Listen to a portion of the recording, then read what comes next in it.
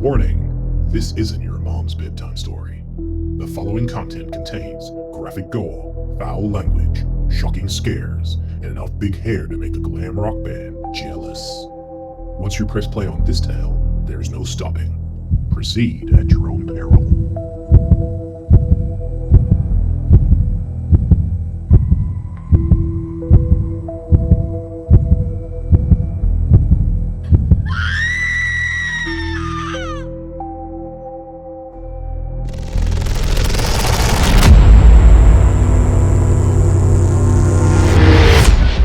Hey there, kids. You been missing your good old Uncle Henley? Have you got a hankering for another terrifying tale that's practically guaranteed to make you soil them drawers of yours? Well, it's a good thing this tale comes with its own abhorrent amenity.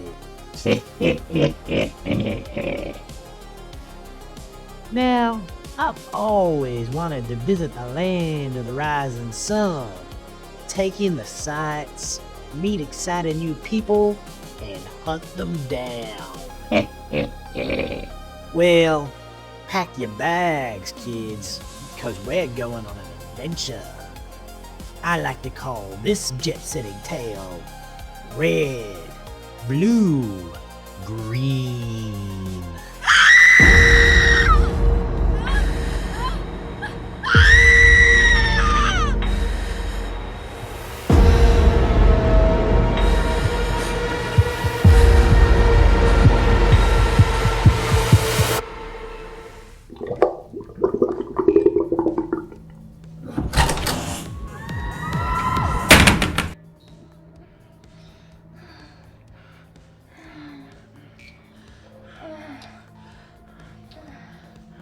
The grimy toilet cubicle transformed into a paradise.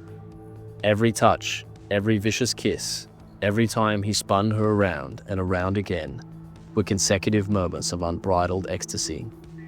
Pure sinful euphoria. Her unblemished skin was purer and far softer than the freshest snowfall. A perfect foreign delight. Her porcelain face, exotic. Her flesh, a gift. Both a trick and a treat. Different to anyone, anything he could have back home. The lowly nightclub bathroom acted as a purgatory from the Halloween party beyond the walls. A quiet, still place some would deem hell. But for those who already believe their life is damnation, the privacy of powder rooms offers spoiled souls a place to glimpse into heaven. A refuge for their vice. Either way, Black Sabbath's imagining of heaven or hell, the synchronous tiled sanctuary was illuminated by the same gentle neon rays that hummed through all Tokyo, pouring in through two slim awning windows nearly touching the ceiling. The light alternated between red, blue, green, red, blue, green. When he turned her around and took her from behind, the woman stared stone-faced down into the putrid toilet bowl. Though this was no strategy to detach herself. Below the foul water, looking back up at her, was Sakura. Ruby-red eyes glowed from under the obsidian water.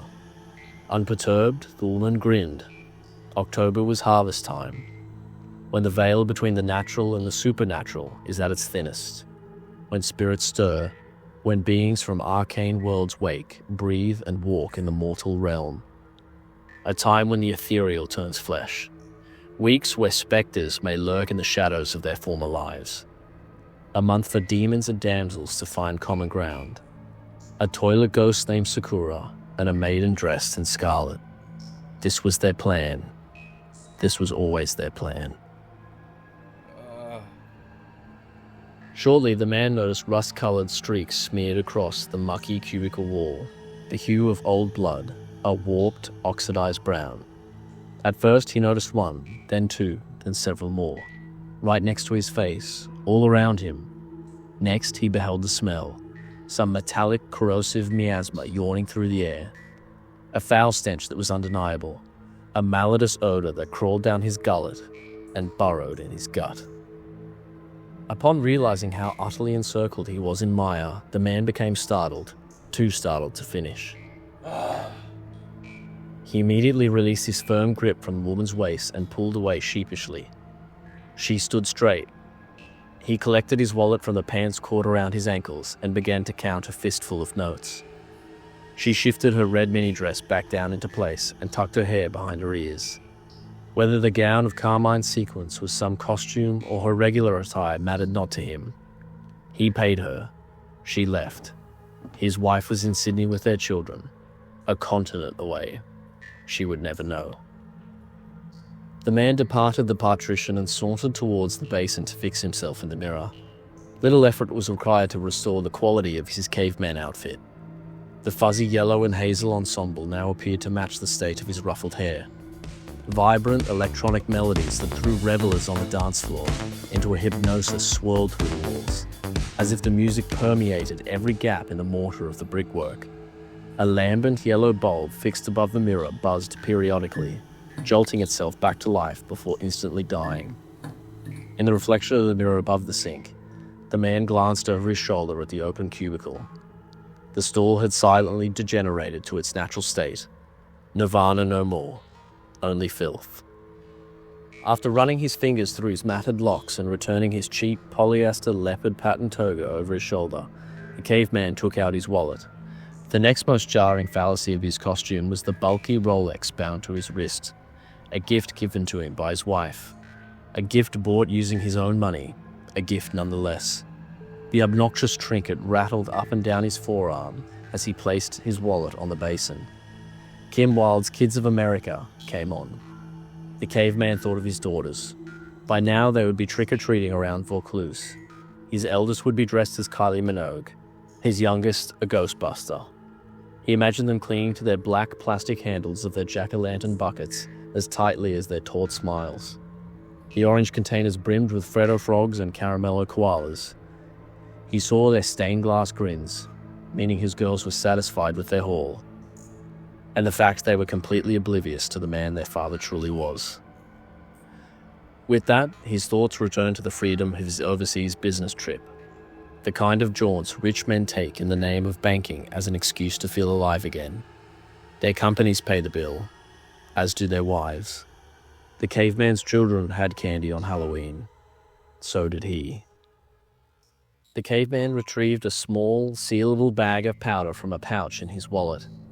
Instantly he realized that if he acted swiftly enough, he could snort the powder off the cleaner basin instead of within the confines of a rancid cubicle. Though the caveman was unaware of the luxury of time he truly possessed. There was no rush, for his mistress in the scarlet dress was on the other side of the door, guarding the entrance, making sure no one else would come inside. From the same wallet, the caveman withdrew his credit card, which became the tool.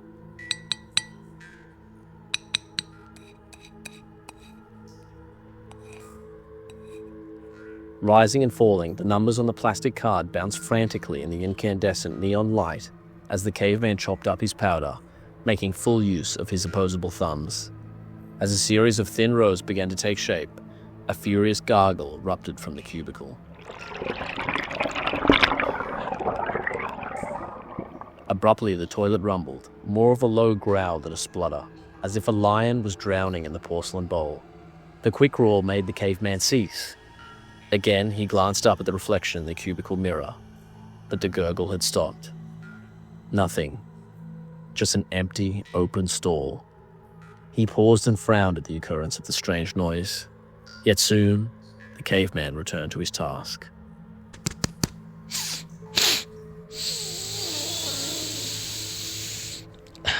Meanwhile, Sakura rose slowly out of the toilet bowl to study her prey. The ghost trapped within the toilet appeared similar to that of a little girl. Fittingly, she acted in such a manner pertaining to her appearance. Sakura tilted her head and observed the caveman with the same naive curiosity as a child. Sable water droplets fell from her hair onto the round resin seat surrounding her, making a brief spattering noise, similar to a small trickle of rain. The momentary patter roared the caveman's attention once more. As soon as he spun around, Sakura sank down into her toilet. On this occasion, the man stared into the mirror for what seemed like a small eon. Moments moved like minutes. That fear of the unknown, that fear of waiting to witness what lies behind the dark, that fear of what goes bump in the night. His diaphragm heaved from the chilling nothingness, causing his bated breath to fog the glass before him. The neon rays from the digital billboards beyond the club beamed through the pair of windows and bounced off the condensation. Red, blue, green. Red, blue, green. Like flickering bursts of lackluster lightning, the yellow bulb above the glass blinked.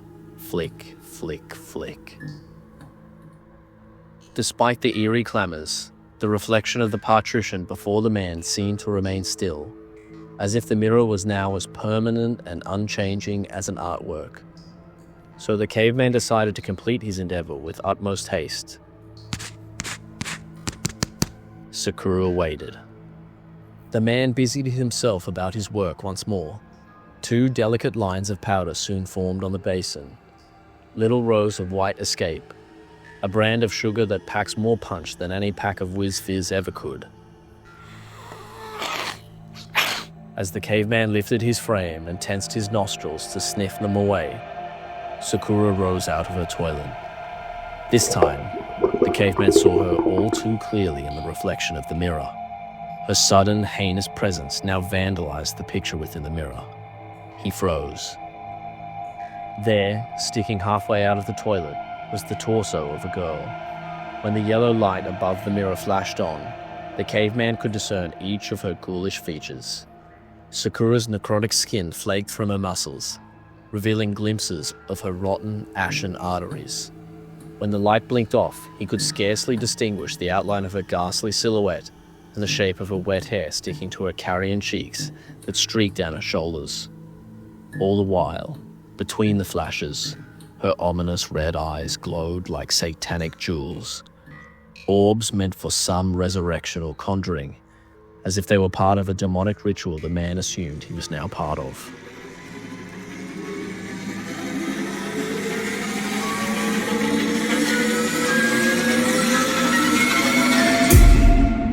Then Sakura smiled the most wicked smile. The ends of her grotesque lips diverged and curved up her face to unnatural proportions, impossible for any living creature to achieve, mimicking the shape of a pointed crescent moon. Sakura's impish grin revealed her virulent grey teeth, each prong a gnarled razor, a litany of knives.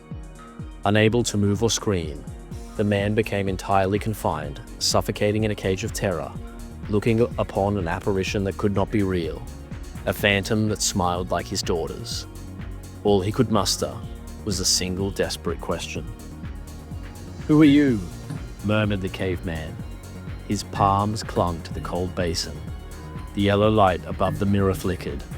Sakura kept still, just smiling and staring. Flick, flick, flick. "I am Sakura," she whispered. Her voice was crocodile skin and shrapnel.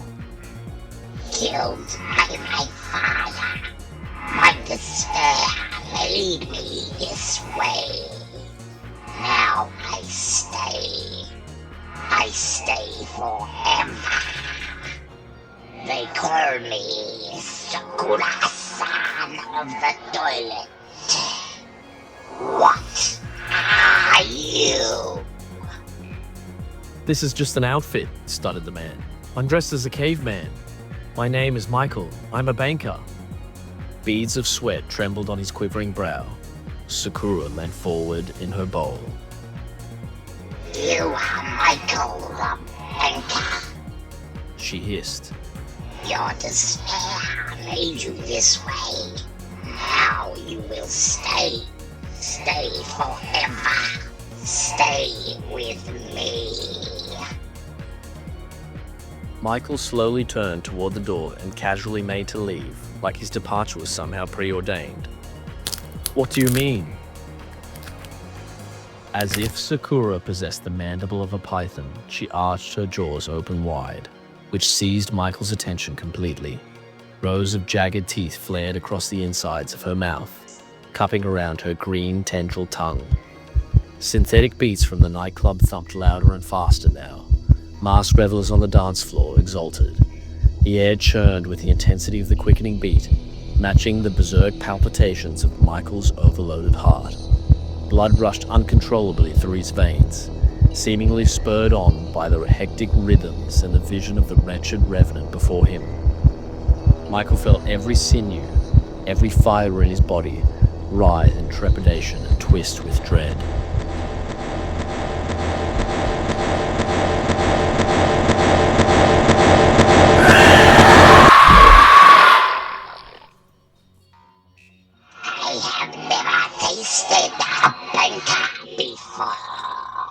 Growled Sakura. Michael made to run. The DJ played eurythmic Sweet Dreams. As the first beat thumped through the air, Sakura lunged at Michael like a serpent made of shadow. Her elongated torso stretched out from the bowl and lashed across the room. Instantly, her saw-toothed gums clamped around Michael's ankle like the iron spikes of a bear trap. Her acid saliva burned the surface of his flesh, while her fangs drilled into his skin. When he collapsed onto the floor and groaned from the wraith's blazing inflictions, Sakura began to pull him backwards towards the cubicle. Michael bucked and screamed as Sakura dragged him towards his doom, towards her stall. All the while, her caustic maw remained fastened around the base of Michael's leg, corroding and slicing the tissue surrounding his shin as lyrics about traveling the world in the seven seas played overhead. Sakura snarled quietly, constantly, though her sputterings were no mark of fury, but rather excitement, as if she were a ravenous dog about to have her fill. Constant drumming blared through the club. Rapturous howls from the costumed patrons on the dance floor overpowered Michael's desperate shrieks and pleas for help. The sound of his flailing limbs slapped violently against the ground. His one free leg kicked the floor in retaliation, fracturing his toes with every strike. In vain, Michael's fingers clung to the glossy tiles and the slippery edges of the cubicle. His wrist bashed against the mucky laminate dividers, making the white streaks on the wall of the unkept stall. Records of another struggle, records of another victim. Sakura pulled the caveman into the toilet and beneath the murky liquid, bending and snapping his entire skeleton as she lugged him down into her world. Her supernatural ferocity stripped Michael's muscle from his tendons like he was a tender hunk of lamb, his soft meat falling easily from the bone. Barbarous cracks echoed through the bathroom. His pelvis split to pieces, his ribcage shattered. Every vertebra in his spinal column crunched and burst like popping candy. Marrow spewed forth from Michael's broken bones and curdled with the frenzied toilet water, as did his final wail that comprised the entirety of his last breath.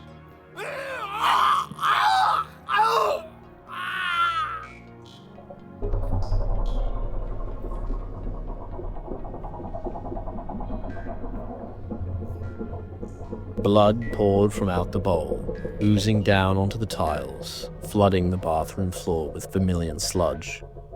Michael's Rolex soon emerged from the cardinal torrent. An expanding garnet-colored pool caught the dim rays of the neon lights that cycled red, blue, green, red, blue, green.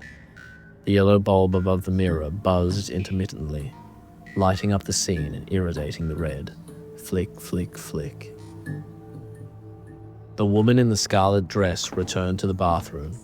She gathered Michael's credit card from the basin and collected his blood-soaked wallet from the puddles of crimson gore that began to spill through the drain spotted around the floor. The knock of her high heels reverberated loudly around the now quiet room. Seeing her reflection in the mirror, she paused to reapply her lipstick, restoring her guise. Then the woman strode into the cubicle and stood over the ruddy toilet. The place where Michael had glimpsed into the essence of heaven only minutes ago. The place that soon became his hell. The place where the only remnants of Michael were globules of his entrails and a watch. Grumbled Sakura. Her sanguineous eyes glowed from under the toilet water. as if she was one with the onyx substance, like she was made from it, both her home and form. A wedding ring flung up from the base of the bowl. Sakura's accomplice caught the gold band in the air. The ring laid exposed, meek, in the middle of her palm. She looked down at Michael's round token of baseless commitment, now tainted with blood. There's always more, said the woman in the scarlet dress. She vacated the nightclub bathroom to fetch another victim for her, more prey for Sakura, more appetite for their mutual profit. Perhaps a vampire from the Lost Boys group, perhaps two at once. Maybe the drunken E.T. attempting to phone home with a witch who's clearly not interested. Or even the lecherous thriller zombie standing in the corner, ogling at those more confident than they to partake in the mosh pit. Though it mattered not, October was harvest time. There are always enough men too ripe for the picking, crops of willingness, fields of carnal desire. The motivation in man that is all too easily manipulated. Rows of insatiable exhilaration, like Michael's powdery rose still stranded on the basin. The neon lights changed their color. Red, blue, green. Red, blue, green. Wasn't that just a marvelously malevolent monstrosity? Now, don't you forget to go and wash them hands of y'alls after that one, kids. You never know what kind of wicked things you're gonna find in them dirty public bathrooms. If you're lucky, you may even find me waiting for y'all in the very next stall. See y'all next time, kids. And don't forget to flush.